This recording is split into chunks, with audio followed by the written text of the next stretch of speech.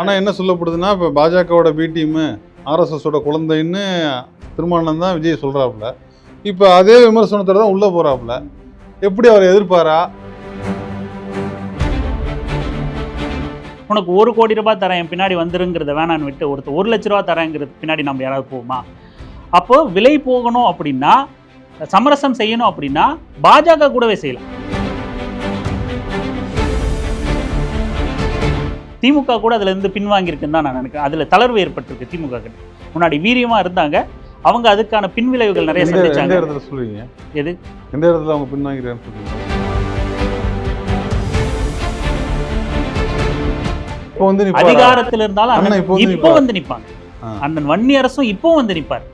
ஒன்றிய அரசை எடுத்து போராட்டம் பண்ணும், பிஎம்சிக்கு எதிராக போராட்டம் பண்ணா நாளைக்கு விஜய் வந்து ரோட்ல நிப்பாரா? விஜய்க்காக அண்ணன் திருமாவளவன் தான் போராடணும். நீ பறையனா இருந்தாலும் சரி, குறவனா இருந்தாலும் சரி, எந்த சாதியா இருந்தாலும் சரி, உனக்கு பிரச்சனை ஏற்படும் போது அந்த சாதிக்காரனா நான் வந்து நிற்பேன் அப்படின்னு சொன்ன ஒரே தலைவர் அவர் மட்டும்தான். அண்ணன் திருமாவா தான் இருப்பாரு.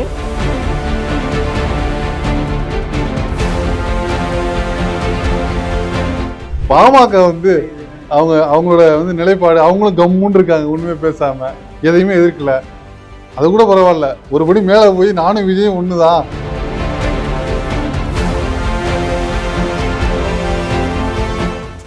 சோத்துக்கே வெளியில் அடுத்த பிள்ளைக்கு அடி போடுறாங்க அப்படிங்கிற மாதிரி வரும். அந்த மாதிரி பாமகக்கு வந்து அந்த 4 சீட்டை கொண்டாடாமல் இருக்கிறதா அப்படிங்கிற ஒரு மனநிலையில் என் மனைவிங்கிறதுக்காக சொல்லலைங்க, சிறப்பாக பேசுகிறாங்கன்னு எல்லாரும் சொல்கிறாங்க, என் மனைவிங்கிறதுக்காக சொல்லுங்க. நேயர்களுக்கு வணக்கம். இன்று நம்முடைய கருத்துக்களை பகிர்ந்து கொள்ள அரசியல் வெங்காயம் சேனலின் திரு தண்டபாணி அவர்கள், ஊடகவியலாளர் ஆல்சோ. வணக்கம் தோழர். தேர்தல் முடிஞ்சு இந்த அண்ணன் திருமாவளவன் தேர்தல் கூட்டணி வச்சது போக கூட்டணியிலேருந்து வெளியில் வந்து அவர் அமைச்சர் பதவி பெற்றது பெரும் விமர்சனமாக இருக்குது. பல சலசலப்புகள் நடந்திருக்குது. நீங்கள் எப்படி பார்க்குறீங்க? இதை எப்படி எடுத்துக்கிறது? விடுதலை சிறுத்தைகள் கட்சி அவங்களோட கொள்கை முழக்கமான 25 ஆண்டுகால முழக்கமான ஆட்சியிலும் பங்கு, அதிகாரத்திலும் பங்கு, எளிய மக்களுக்கும் அதிகாரம், கடைசி மனிதனுக்கும் ஜனநாயகம் அப்படிங்கிற அந்த முழக்கத்தை இன்னைக்கு கொஞ்சம் எட்டி பிடிச்சிருக்காங்க அப்படின்னு தான் கருதுகிறோம். முதல்ல மாண்புமிகு சமூக நீதித்துறை அமைச்சராக பொறுப்பேற்றிருக்க அண்ணன் வன்னி அரசுக்கு வாழ்த்துக்களை தெரிவிச்சுக்கிறோம். முதல் அமைச்சரவையில் இடம்பெற்றிருக்கிற விடுதலை சிறுத்தைகள் கட்சிக்கும் ஒரு ஈன்ற பொழுதினும் பெரிதுவக்கும் தன் மகனை சான்றோன் என கேட்ட தாய் மாதிரி ஒரு தலைவன் வந்து தன்னோட தளபதிகளை உயரத்துக்கு எடுத்துகிட்டு போய் உட்கார வச்சு அழகு பார்க்குற அந்த தலைவனுக்கும் நம்ம வாழ்த்துக்களை தெரிவிச்சுக்கிறோம். ஒட்டுமொத்தமாக எல்லா விடுதலை சிறுத்தைகள் கட்சிக்கும் வாழ்த்துக்களை தெரிவிச்சுக்கிறோம். நம்மளோட முதல் பார்வையாக நம்ம இதை வரவேற்கிறோம். விமர்சனங்கள் வந்து இருக்க தான் செய்யும். இல்லை, அவர் வந்து கூட்டணியிலேருந்து வெளியில் போனது எப்படி? இப்போ வந்து அதாவது ஆட்சி அமைக்கிறதுக்கு போகிறதுக்கு முன்னாடி எல்லாரும் ஒரு பெரிய பரபரப்பில் இருந்தாங்க. கம்யூனிஸ்டுகளும் விசிகாவும் ஒவ்வொரு மொமெண்ட்டையும் வெளில சொல்லிக்கிட்டே இருந்தாங்க. என்ன நடக்குது, என்ன பண்ணுறோம், ஏது பண்ணுறோன்னு சொல்லிக்கிட்டே இருந்த இவங்க ஆட்சி அதிகாரத்துக்கு உள்ளே போகிறோம், அமைச்சரை பதவி வாங்க போகிறோன்னு சொன்னதுமே எந்த தகவலும் இல்லை, எதுவுமே இல்லை, எங்கேயுமே எந்த அனௌன்ஸ்மெண்ட்டும் இல்லை. திடீர்னு இப்படி போயிட்டாங்களே அப்படின்னு ஒரு மன வருத்தம் இருக்குதாங்க செய்யுது. அதை எப்படி நம்ம இல்லை, அதான் இதையும் நம்ம அவர் அண்ணன் திருமாவோட பதிலிருந்தே நம்ம எடுத்துக்கலாம்னு நினைக்கிறேன். இப்போது இன்றைய முதலமைச்சராக இருக்கிற மாண்புமிகு முதலமைச்சராக இருக்கிற விஜய் அவர்கள் வந்து தன்னோட கட்சி தொடங்கிய போதே வந்து ஆட்சியிலும் பங்கு, அதிகாரத்திலும் பங்கு தர நாங்கள் தயாராக இருக்கோம் அப்படின்னு வெளிப்படையாக அறிவிப்பு வெளியிட்டார். அப்போவே அண்ணன் திருமா சொன்னார், இது வந்து வெளிப்படையாக அறிவிக்கிற ஒரு விஷயம் இல்லை, இது ஹிடன் அஜெண்டாவாக தான் இருக்க முடியும் அப்படின்னு சொன்னார். அது மாதிரி தான் ஆதரவு தரோம் அப்படிங்கிறது வந்து வெளியே பேசு பொருளாக இருக்கலாம், சொல்லியிருக்கலாம். அவர் வெளிப்படையாக நாங்கள் இடதுசாரிகளோடு சேர்ந்து பயணிப்போம் அப்படின்னு சொல்லியிருக்கலாம். ஆனால் அமைச்சரவையில் பங்கு பெறுவோமா மாட்டோமா, அதிகாரத்தில் பங்கெடுப்போமா மாட்டோமா அப்படிங்கிறது வந்து விடுதலை சிறுத்தைகள் கட்சியோட அவங்க உள்ளுக்குள்ளே கட்சி நிர்வாகிகளோடு சேர்ந்து விவாதம் பண்ணி எடுக்க வேண்டிய முடிவு. அதை நம்ம அரசியல் புரச வெளியில் போகிற போக்கில் ஒரு ரூமர் பரப்புற மாதிரி பரப்பிட்டு போயிட முடியாது. அது நீங்கள் அப்போ அதான் நம்ம கேள்வியே கேட்கல. முடிவு எடுக்கிறதுக்கு டைம் எடுத்துக்கலாம், என்ன வேணா பண்ணலாம். அதுலேருந்து வெளியில் வரும்போது ஸ்டாலின் அவர்கள்ட்ட சொல்லிட்டு வந்தோம், இன்னமும் அந்த கூட்டணியில் தான் இருக்கிறோம் அப்படின்லாம் ரொம்ப உறுதிப்படுத்திட்டு வந்தவங்க அமைச்சராக உள்ளே போகும்போது, ஆட்சி அதிகாரத்தில் உள்ளே போகும்போது எந்த தகவலும் இல்லாமல் போயிட்டாங்களே அப்படிங்கிற ஒரு கேள்வி இருக்குதானே செய்யுது. இல்லை, அதை இன்றைய நேர்காணலில் கூட அண்ணன் திருமா தெளிவுபடுத்தியிருக்கார். நாங்கள் எல்லா விஷயத்தையுமே முதல்ல நம்ம வெளிப்படையாக பார்த்தோம் அப்படின்னா, அப்படி வந்து ஒரு கட்சி தலைவர் தன்னோட கட்சி முடிவுகளை இன்னொரு கட்சி தலைவர்கிட்ட கேட்டு கேட்டு எடுக்கணும்னு அவசியம் கிடையாது. அந்தந்த கட்சிக்குன்னு ஒரு ஜனநாயகம் வந்து இருக்குது. அவங்க கட்சிக்குள்ளே ஒரு ஜனநாயகத்தன்மை இருக்குது. அவங்களுக்கு ஒரு முடிவெடுக்கிற ஒரு தன்மை இருக்குது. அதனால் அந்த மாதிரி முதல்ல நம்ம எதிர்பார்ப்பது அப்படிங்கிறது வந்து தவறு. ஆனால் 7 ஆண்டு கிட்டத்தட்ட 9 ஆண்டுகள் நினைக்கிறேன். 9 ஆண்டுகளாக ஒரு கூட்டணியில் ஒரு கொள்கை பிணைப்போடு நம்ம பயணிச்சிருக்கோம். ஒரு பாசிசத்தை எதிர்த்து போர்க்களத்தில் நின்றுருக்கோம். அதாவது வெறும் தேர்தல் கணக்கு மாதிரியான கூட்டணி இல்லாமல் கொள்கையோடு நம்ம இணைஞ்சு பயணிச்சிருக்கிறோம். அப்படிங்கிற வகையில் தான் அண்ணன் திருமா வந்து வெளியிலிருந்து ஆதரவு கொடுக்கும்போதும் சரி, எல்லா விடயங்களையும் இப்போ இன்றைய நேர்காணலில் அவர் சொல்லியிருக்கிறதும் கூட, நேரலையில் சொல்லியிருக்கிறதும் கூட, இப்போ பங்கு பெறுறது வரைக்கும் நாங்கள் எல்லா விஷயங்களையும் வந்து அண்ணன் ஸ்டாலின் கிட்ட டிஸ்கஸ் பண்ணியிருக்கோம், பேசியிருக்கோம், தெளிவுபடுத்தியிருக்கோம் அப்படின்னு தான் சொல்லியிருக்காரு. கூட்டணியை விட்டு வெளியே வந்தோம் அப்படின்னும் அவர் அறிவிக்கல, இந்த கூட்டணியில் சேர்ந்திருக்கோம் அப்படின்னும் அவர் அறிவிக்கல. எந்த கூட்டணியிலும் இல்லை, எந்த கூட்டணியிலும் இல்லை. இப்போ நீங்கள் ஒரு ஆட்சியில் அதிகாரத்தில் பங்கெடுத்தும் போது ஆட்டோமேட்டிக்காக அதுதான் சொல்கிறேன், எதையுமே நேர்மையாகவும் ரொம்ப ஓப்பனாகவும் தர்க்கமாகவும் அணுகக்கூடிய ஒரு அண்ணன் இந்த இடத்துல அவர்கிட்ட பதில் இல்லையா? அதுதான் நம்ம வந்து கேள்வி கேட்க வேண்டியது. பதில் இல்லாமல் இருக்கிறாரா? இல்லை, அவர் பதில் கொடுக்க நேரம் கொடுக்காம அவதூறுகள் அள்ளி வீசப்படுது. இப்போ அவர் எது பேசினாலுமே வந்து அது அவதூறுகளுக்கு தேவையான பாயிண்ட்ஸாக எடுத்துக்க தான் இந்த சமூக வலைதளம் வந்து காத்துக்கிட்டு இருக்கு. அப்படியே ஒரு வேட்டை நாய் மாதிரி இன்றைக்கி வந்து சமூக வலைதளம் கிட்டத்தட்ட 2-3 ஆண்டுகளாகவே விடுதலை சிறுத்தைகள் கட்சி குறிவைத்து தாக்கப்பட்டுக்கிட்டு இருக்கு. இப்போது இந்த கூட்டணியிலிருந்து அதிகாரத்தில் பங்கெடுத்த உடனே கூட நட்பு சக்தியாக பார்க்கப்பட்ட திமுக தரப்புலேருந்து வந்து மிகப்பெரிய இணைய தாக்குதல் வந்து நடத்தப்படுது. ஸோ எந்த கருத்தையும் இப்போ உடனடியாக தெரிவிக்கும் போது அது எப்படி வேணால் அந்த வார்த்தைகளை வந்து அவங்க கையால் கருத்து தெரிவிக்காமல் இருக்கிறதுனால தான் இந்த பிரச்சனையே வருதுங்கிறது ஒன்று. சரி, இப்போ நான் என்ன கேட்குறேன், தேர்தலுக்கு முன்னாடி அந்த கூட்டணியை பிரிக்கணும், திமுகவை தனிமைப்படுத்தணுங்கிறது தான் ஆர்எஸ்எஸோட வேலையாக இருந்துச்சு, பார்ப்பனியத்தோட வேலையாக இருந்தது. அது இப்போ நடந்திருக்குன்னு தானே பொருளாகுது. இப்போ ஆஃப்டர் எலெக்ஷன் அதே மாதிரியே ஆனால் அவங்க திமுக தனிமைப்படுத்திட்டாங்க, அந்த கூட்டணியெல்லாம் இங்கே வந்துருச்சு.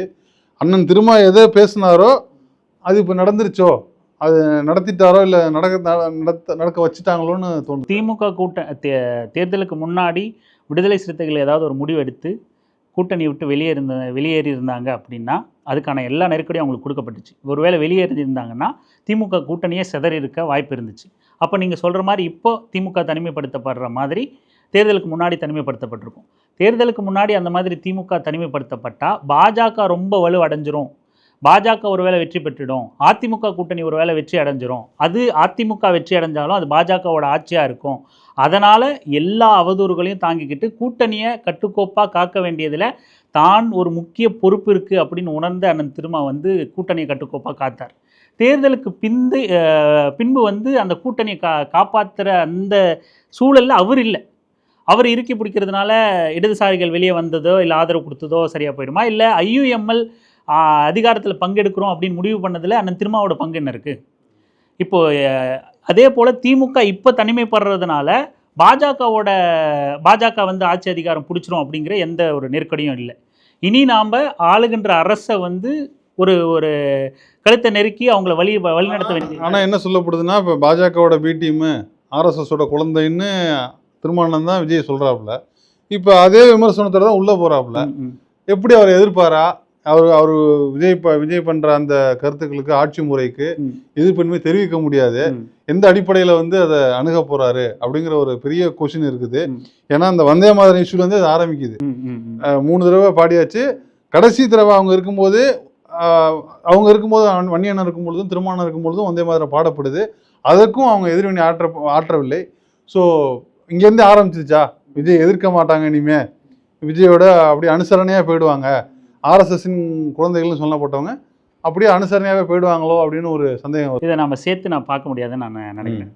ஒன்று, முதல் கேள்வியை நாம் பாஜகவோட பி டீமோ இல்லை பாஜக ஆர்எஸ்எஸோட குழந்தைன்னு தாவேக்காவை சொன்னது இன்றைக்கி மாறிடுச்சா அப்படின்னு அதை நம்ம தனியாக பார்க்கணும்.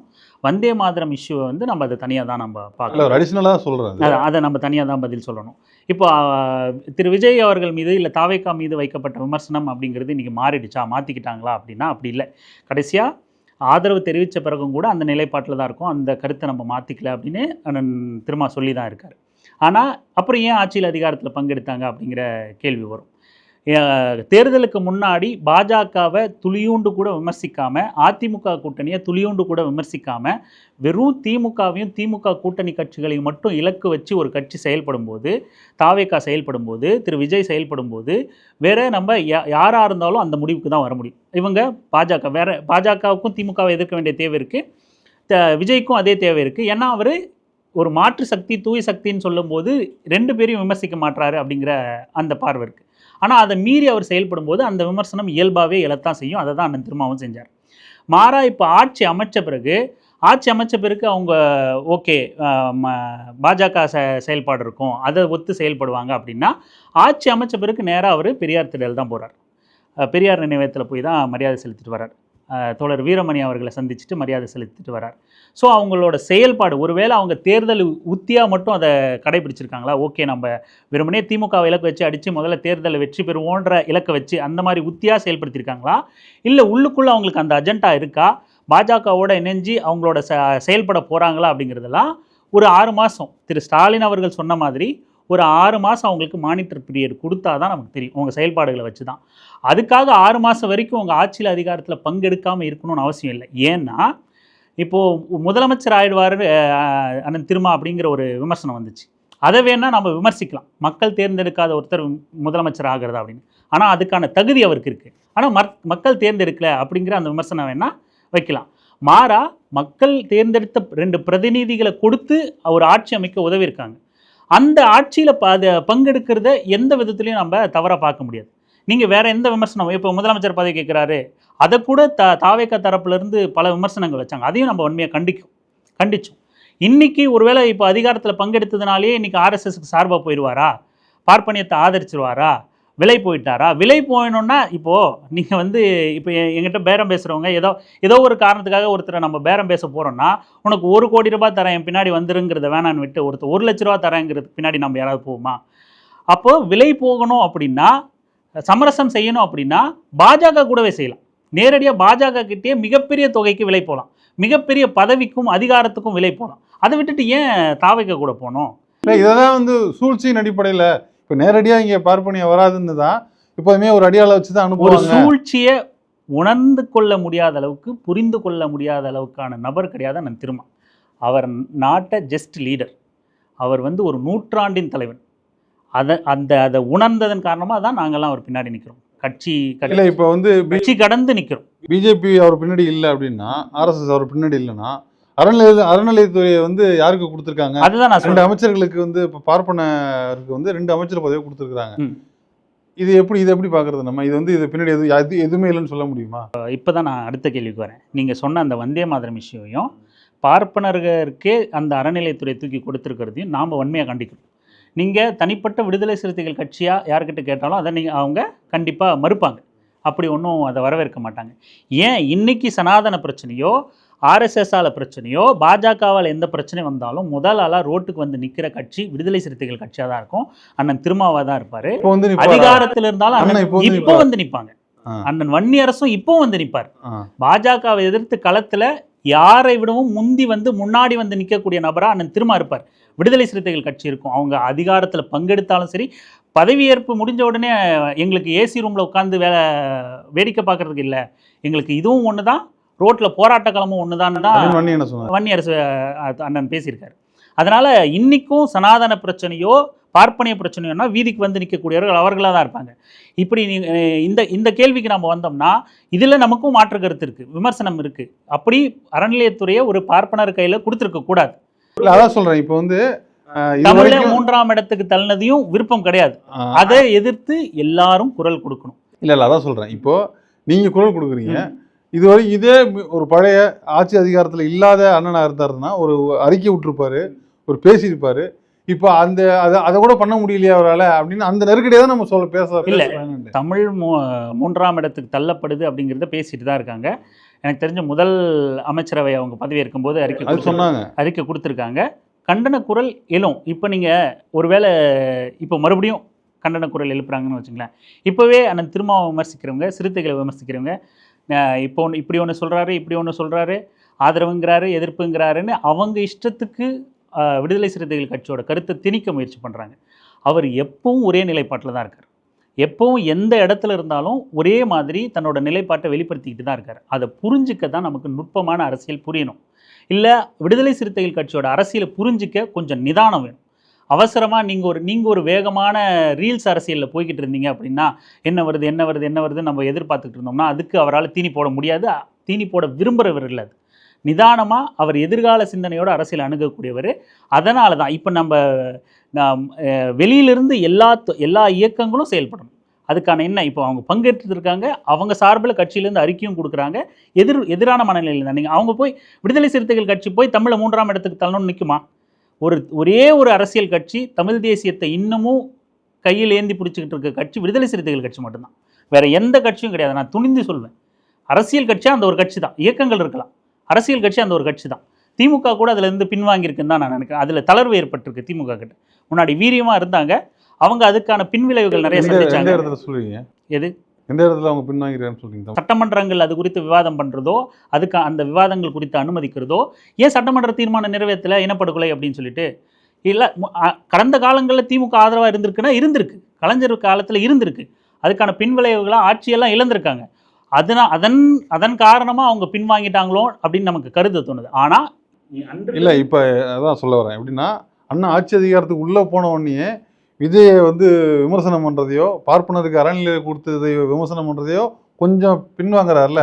அதே போல் இனப்படுகொலைன்னு அவங்க தீர்மானம் நிறைவேற்றத்திற்கு அவங்களுக்கு ஒரு நெருக்கடி இருந்திருக்கும். இல்லை, விஜய் எங்கே பின் வாங்கிட்டாருன்னு நம்ம உட்காந்து பேசுவோம். ஓகே, விமர்சனம் பண்ணலை இந்த மாதிரி யூஸ்வலாக அறிக்கை விடுவார்ல, அந்த அறிக்கையை அவர் விடலை. அதான் நம்ம பேசினாரு, அறிக்கை விட்டாருன்னு தானே சொல்கிறோம் இல்லையா? இப்போது ஒருவேளை இப்போ நம்ம பேசுகிறோம், அமைச்சரவையில் இடம் பெற்றுட்டாங்க. இனிமேல் பாஜகவால் நான் நிறைய தடவை பேசியிருக்கோம்.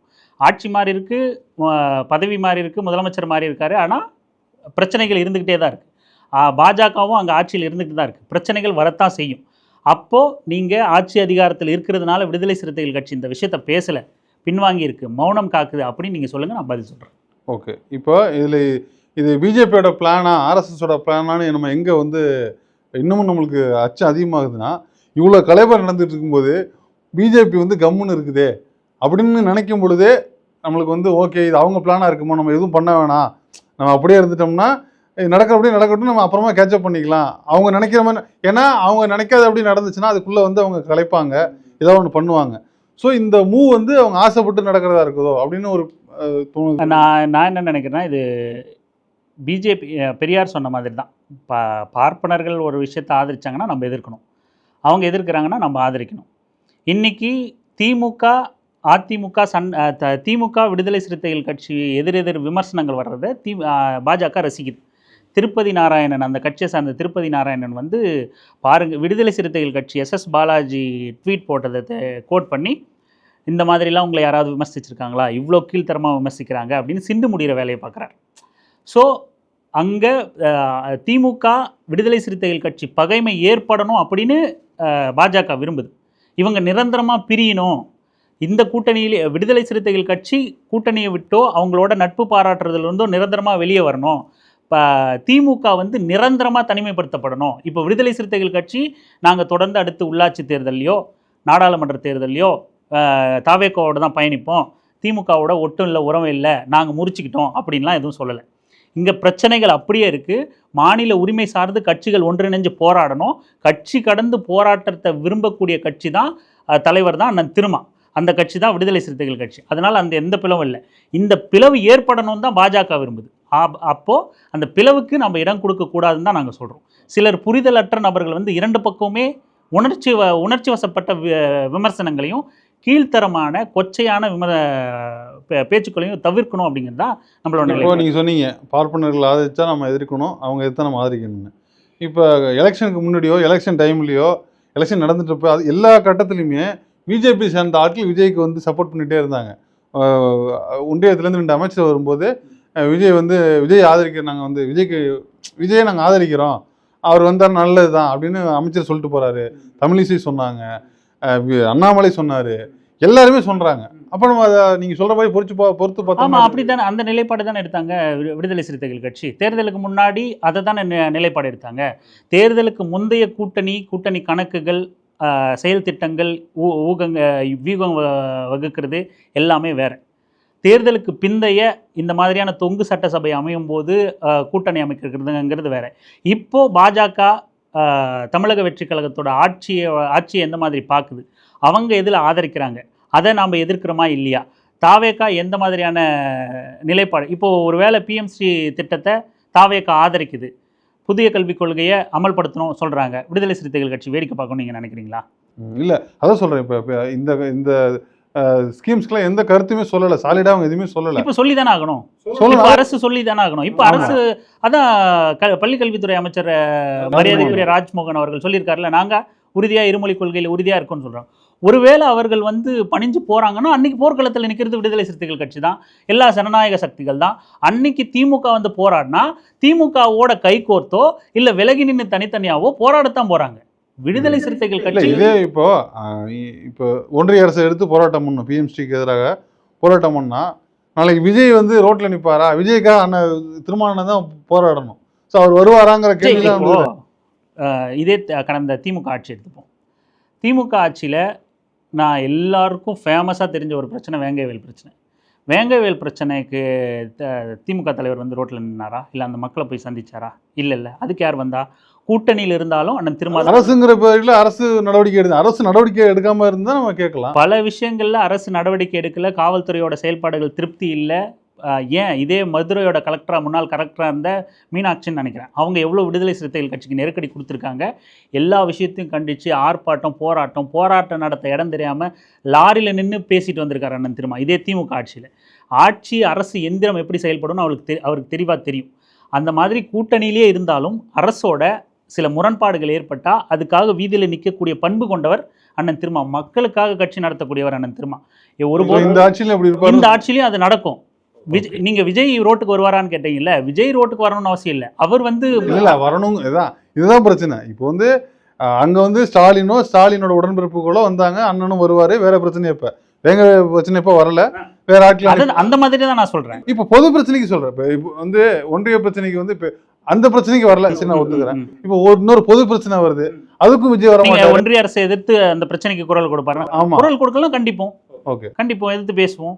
எப்படி திமுக அரசுல திமுக கூட்டணி இருந்தாலும் கூட எல்லா பிரச்சனைகளையும் தனியாக கண்டு மக்களுக்காக போராட்ட களத்தில் இருந்தாரோ அதே நிலைப்பாட்டோட இங்கேயும் அதிகாரத்தில் பங்கெடுத்திருந்தாலும் கூட இதே ஒன்றிய அரசை எதிர்த்து போராட்டம் பண்ணுறதா இருந்தாலும் சரி, இதே தமிழக வெற்றி கழகத்தோட காவல்துறை இது மாதிரியான ஏதாவது நெருக்கடி கொடுத்தா அதை எதிர்த்து போராடுறதும் சரி, எந்த மக்கள் பிரச்சனைக்கும் விடுதலை அதை அவர் சொல்லியிருக்காரு.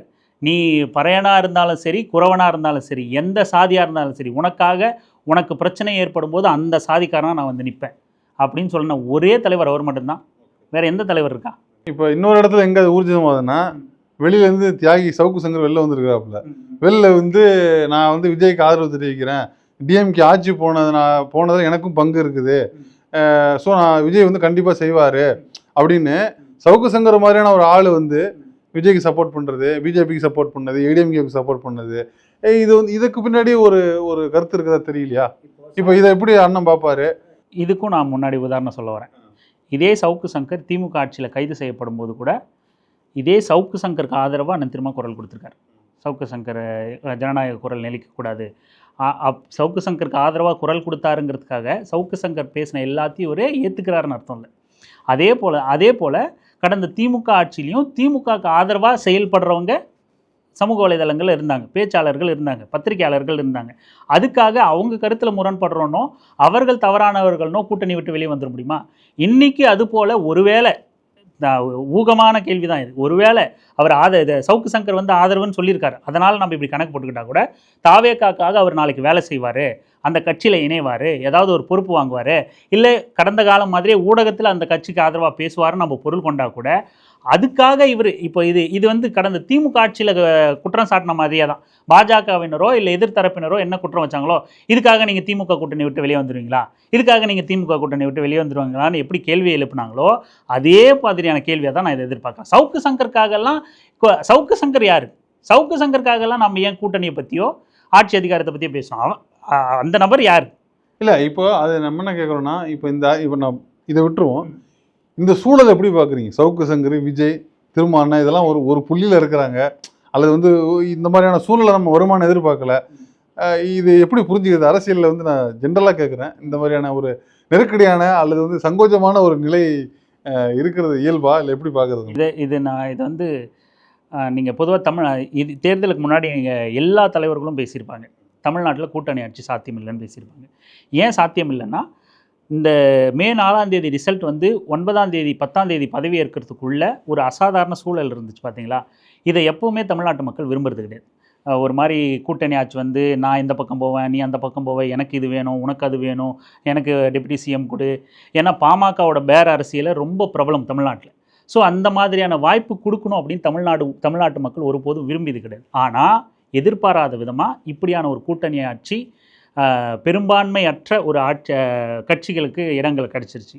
ஸோ இப்படியான ஒரு சூழல் ஏற்பட்டுருச்சு. இந்த சூழல் யாரும் எதிர்பார்க்காத சூழல். இன்னும் சொல்லப்போனால் அண்ணன் திருமா எதிர்பார்த்துருந்தார். இது வந்து ஒரு கூட்டணி ஆட்சி அமையும், தொங்கு சட்டசபை அமையும், ஆனால் திமுக ஆட்சி அமைக்கும் அப்படின்னு அவர் கணிச்சிருந்தார். முன்னாடி வெளிப்படையாக சொல்லணும்னாலும் இந்த மாதிரி பேசியிருந்தார். அப்படி எதிர்பார்க்காத ஒரு தேர்தல் முடிவு வந்திருக்கிறதுனால வேறு வழி இல்லாமல் நேரடியாக ஜனாதிபதி ஆட்சியோ ஆளுநர் ஒன்றிய அரசோட கட்டுப்பாட்டில் பாஜக ஆட்சியோ நம்ம அனுமதிக்க முடியாத சூழலில் இப்படியான ஒரு ஆட்சி அமைக்க நம்ம வாய்ப்பு அளிச்சிருக்கோம். அப்படியான ஒரு சூழல் ஏற்பட்டிருக்கு. இதை நாம் நீங்கள் கூட்டணி கட்சி ஒன்று சேர்ந்து ஆட்சி அமைக்கும் போதே பல முரண்பாடுகள் இருக்கும். இது ஒரு கூட்டாட்சி, இது ஒரு மாதிரி கூட்டணி ஆட்சி இது. ஸோ இதில் எல்லாமும் நடக்கும். நாம் ஜனநாயக சக்திகள் வந்து எப்படி வழக்கம் போல் தொடர்ந்து மக்கள் பக்கம் நின்று குரல் கொடுப்போமோ அதை செய்ய தான் செய்யணும். இப்போ இதெல்லாம் தாண்டி ஒரு முக்கியமான தகவல், உங்களுக்கு நெருங்கிய வட்டாரம், உங்களுக்கு ரொம்ப நெருங்கியவர்கள், அவங்க ரொம்ப என்ன சொல்கிறது, உங்கள் நண்பர்கள் பாமக வந்து அவங்களோட வந்து நிலைப்பாடு, அவங்களும் கம்முன்னு இருக்காங்க, ஒன்றுமே பேசாமல், எதையுமே எதிர்க்கல. அது கூட பரவாயில்ல, ஒருபடி மேலே போய் நானும் விஜயும் ஒன்று தான், நான் நினச்சதான் அவரும் பண்ணியிருக்காரு, எனக்கு கான்ட்ராக்ட் வேலை பார்த்தது தான் அவருக்கு வேலை பார்த்துருக்காரு, அதனால் நாங்கள் 2 பேரும் ஒன்று தான், சூப்பராக பண்ணுறாப்புல, இப்படியே வளர்ந்து வரட்டும்னு சொல்கிறாப்புலையே. இதை நம்ம இந்த சவுக்கு சங்கர், பிஜேபி, அன்புமணியெல்லாம் இருக்கும் பொழுது இப்போ இதெல்லாம் ஆதரிக்க வேண்டிய சூழ்நிலை இருக்குது. ஆதரிக்க வேண்டியது, இதை நம்ம அப்படி பார்க்க வேண்டியதுன்னு நினைக்கிறேன். இதை நீங்கள் ஒரு காமெடியோட நான் ஒப்பிட்டு சொல்லலாம்னு நினைக்கிறேன். இந்த ஏதோ ஒரு காமெடியில் வரும், சோத்துக்கே வெளியில் அடுத்த பிள்ளைக்கு அடி போடுறாங்க அப்படிங்கிற மாதிரி வரும். அந்த மாதிரி பாமகக்கு வந்து அந்த 4 சீட்டை கொண்டாடாமல் இருக்கிறதா அப்படிங்கிற ஒரு மனநிலையில் பயனில்லாமல் இருக்கே அப்படிங்கிற ஒரு இதில் இருக்காங்க. எப்படியாவது நம்ம வந்து என்ன தமிழக வெற்றி கழகம் தான், எப்படியாவது போய் சேர்ந்துருவோம் அப்படிங்கிற மாதிரி ஒரு நிலைப்பாடு தான் எடுத்துகிட்டு அங்கே அடி போட்டுக்கிட்டு இருக்காங்க. அவங்க போய் சேர்ந்து நீங்களும் நானும் ஒன்று, 90% நமக்குள்ளே ஒத்து போகுது, எங்கள் கொள்கை தான் நீங்களும் பேசுகிறீங்க, நாங்கள் என்ன பண்ணுவோமோ அதுதான் நீங்களும் பண்ணுறாங்க. சோர்வாக இருக்கார் விஜய், சிஎம் பார்த்து டயர்டாக இருக்காரு, இருந்தாலும் அந்த பணி சுமை இருக்கும் அப்படின்னு தடவி கொடுக்குறது எல்லாமே வந்து எப்படியாவது அங்கே போய் துண்டை போட்டு ஏதாவது ஒரு அமைச்சர் 2 அமைச்சர் 4 அமைச்சர் அவங்க மனைவி ஜெயிச்சிருக்காங்க, அதெல்லாம் கராரா பேசிடுவாங்க. இன்னும் முக்கியம் என்ன, ஏன் அவர் இன்னும் வலுவா துண்டு போடுறாருன்னா, முதல் முறையா அவங்க மனைவி வந்து எம்எல்ஏ ஆயிருக்காங்க, நின்று ஜெயிச்சிருக்காங்க. அதனால அந்த வெற்றியை வந்து வெறும் எம்எல்ஏவோட சுருக்கிட கூடாது, அமைச்சரவையில் நம்ம மனைவி அமைச்சராக்கி அழகு பார்த்துடணும் அப்படிங்கிற ஆர்வம் வந்து அவருக்குள்ள ரொம்ப இருக்கு. அதனால தான் மேடை போட்டு எல்லா இடத்துலையும் என் மனைவிங்கிறதுக்காக சொல்லலைங்க, சிறப்பாக பேசுகிறாங்கன்னு எல்லாரும் சொல்கிறாங்க, என் மனைவிங்கிறதுக்காக சொல்லுங்க, வடநாட்டிலேருந்து ஃபோன் பண்ணி அவங்க சூப்பராக பேசுகிறாங்கன்னு சொல்கிறாங்க, என் மனைவிங்கிறதுக்காக சொல்லுங்க, எல்லாரும் ஃபோன் பண்ணி திமுகலேருந்து கூட ஃபோன் பண்ணி எங்களுக்கு சிறப்பாக பேசுகிறாங்க, உங்களை விட சிறப்பாக பேசுகிறாங்கன்னு சொல்கிறாங்க. இப்படியான பிட்டுக்கெல்லாம் அவர் எதுக்கு போடுறாரு அப்படின்னா, தாவேக்கால துண்டு போடணும், மனைவியை எம்எல்ஏவோடு நிறுத்தாமல் அமைச்சர் ஆக்கிடணும், துணை முதலமைச்சர்லாம் கூட பேச்சு வந்துச்சு, ஆனால் அதுக்கெல்லாம் இடம் கிடைக்கல. இன்னும் ஒரு பெரிய சிக்கல் என்னென்னா, பாமகக்கு எல்லா இடத்துலையும் கேட்டு போகிற இடத்துல விசிகா இருக்குது. திமுக கூட்டணிக்கு அடி போட்டப்போ பெரிய கேட்டாக கொண்டாந்து போட்டாங்க. அதே போல் தமிழக வெற்றி கழகத்தில் துண்டு போட முயற்சி பண்ணிக்கிட்டு இருக்கப்போ இப்போ விடுதலை சிறுத்தைகள் கட்சி ஆட்சி அதிகாரத்தில் பங்கு பெற்றதுனால நேரடியான ஒரு சாதியவாதிய கட்சியை அதிகாரத்தில் பங்கெடுக்க விடாமல் இப்பையும் தடுத்திருக்கு விடுதலை சிறுத்தைகள் கட்சி. இதை நம்ம முக்கியமாக கவனிக்கணும். மறைமுகமாக பாஜகவை எதிர்த்து நின்று போராடவும் அங்கே இருக்குது, நேரடியாக ஒரு சாதியவாத கட்சி அமைச்சரவையில் இடம்பெற்று இங்கே சமூகத்தில் சமூக நல்லிணக்கத்தை கெடுக்கிற வேலையை, அதிகார திமிர் காட்டுற வேலையை, குடிசை கொளுத்துற வேலையை மீண்டும் இங்கே செய்ய விடாமல் நிகழ விடாமல் தடுக்கிற வேலையை மீண்டும் இந்த விடுதலை சிறுத்தைகள் கட்சி செஞ்சுருக்கு. அதனால் விடுதலை சிறுத்தைகள் கட்சியை நம்ம எல்லாரும் பாராட்டணும், வரவேற்கணுமே தவிர இப்படி வெறிநாய் மாதிரி கடிக்கக்கூடாது.